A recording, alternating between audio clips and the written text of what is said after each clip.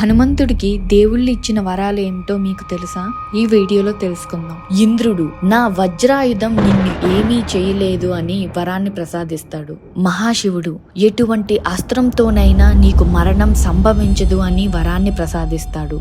హనుమంతుడి గురువైన సూర్యుడు వివిధ పురాణాలు శాస్త్రాలపై దివ్య జ్ఞానంతో పాటు సూర్యకిరణాలు వంటి వేగాన్ని శక్తిని ప్రసాదిస్తాడు.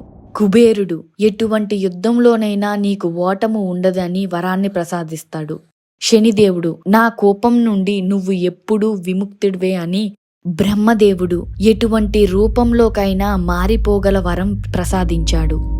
ఎన్నో వరాలు పొంది హనుమంతుడు చిరంజీవిగాను అత్యంత బలవంతుడుగాను నిలుస్తాడు. అందుకే భక్తి శ్రద్ధలతో మనం హనుమంతుణ్ణి పూజిస్తే మనం మన బాధల నుండి విముక్తి పొందుతాం.